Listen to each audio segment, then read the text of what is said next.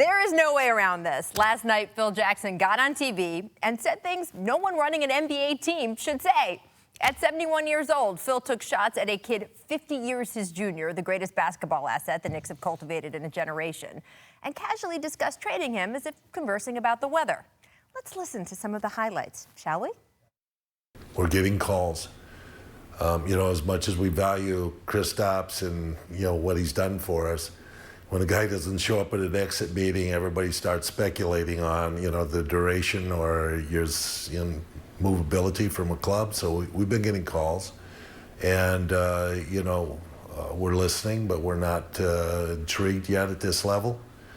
But as much as we love this guy, we have to do what's good for our club. And what would be good for the club? Why would you do that? Future.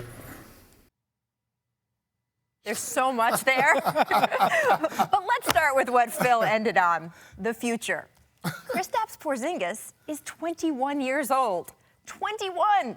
Does Phil think he's already maxed out his potential? Time to move on to a 19-year-old who might really have something in front of him. What about the sentence, as much as we value Kristaps and what he's done for us? You mean, I don't know, this stuff? Like this? From there? Because he's 7 feet tall, because he can also do this. Or what about this? At 21 years old. But, hey, you can't know what KP is going to develop into, right? I mean, a 7-footer who can shoot from basically anywhere? There's no telling how valuable that could be in today's NBA, right? Incredible opportunity. Durant for three. It's good. Kevin Durant from downtown. And Golden State takes the lead. Yeah, nobody wants any of that. Anyway, back to Phil. You may have caught that in that very first sentence about Kristaps, he made sure to wedge in there that the kid skipped his exit meeting.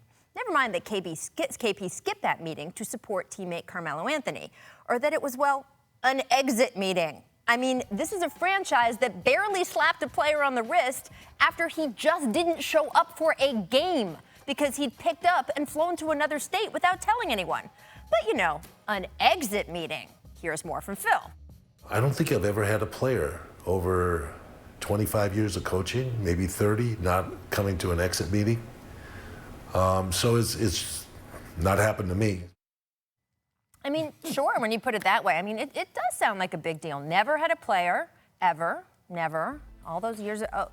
Oh, right, Shaq. Yeah, never mind. He skipped his exit meeting when Phil was the Lakers coach. Of course, not long after Shaq skipped that meeting, he was traded. So that's not going to make Knicks fans feel much better.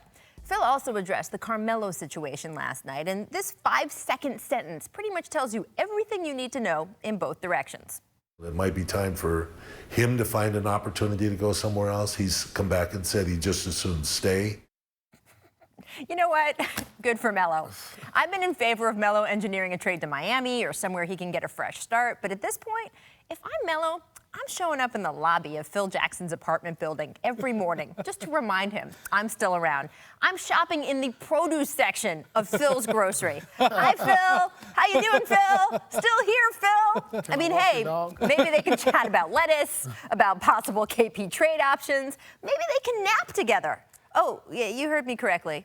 Former #1 overall Jay Williams, he's been spending time with all the top draft picks this month for ESPN. And listen what he said on our show Outside the Lines today. The top 15 draft pick told me the other day, because we were involved in this conversation about Phil Jackson and the Knicks, and he said Phil Jackson was falling in and out of sleep during my workout. Yes, in and out of sleep during the workout. I mean, come on. And if that wasn't enough, the interview Phil gave last night concluded with this exchange. Knicks fans were a little uneasy as to what's going on here. What can you say to them? Well, I think we know what we're doing. That's what I can say to them. Oh, well, good. In that case, we're fine. Nothing to see here, people. Let's just all go grocery shopping. Paul, would you even consider trading Porzingis at this point in his career? It's obvious that Phil is looking to get out of this job. He's doing everything he can to get out of this job. First of all, you have a player who is a transcendent player, and he is what the league is today, a 7-footer who can shoot the three, defend at the rim. This is what the prototype of today's player is. How can you want to get rid of a 21-year-old at this stage who's pretty much defining what the league has become. No way I would trade Porzingis at this stage. I mean, is there anything you would trade him for? I don't know. I wouldn't trade him. Okay, give me LeBron. I Wow. mean, I'm rebuilding. I Right. need my young centerpiece. Right. You're going to go back to the draft and find another one he's probably not going to be as good as what Porzingis is now. This is what the league has become. He's a 7-footer. He can shoot the three. He can defend at the rim, and that's what you need in today's league. So why would you want to get rid of him? Let's go back 2 months and pretend Paul was still with the Clippers and I was interviewing him in the locker room. Paul, how much do you value exit meetings as a player? Listen, I haven't been to an exit meeting since the 90s. Oh, come on. Since the 90s. I think that was my first year. We're not talking about practice here. Oh, We're not boy. talking about We're not even practice. talking about practice. We're not talking about the We're talking about a game. meeting. We're not talking about the game. Derrick Rose missed a game. We're not talking about practice. He's We're gonna not talking trade him about the over an game. exit meeting? I mean, that is just unbelievable to me. You said what you would or wouldn't deal him for.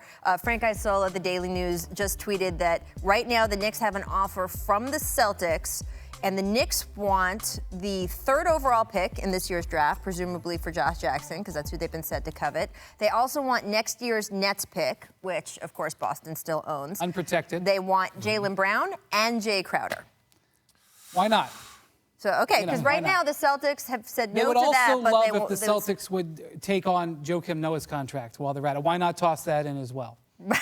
And would you do it if you were the Celtics? Can I just make a real quick aside? Is Josh Jackson the next Michael Jordan? I mean- because everybody in the league is trying to get into the top 5 right now to draft this guy.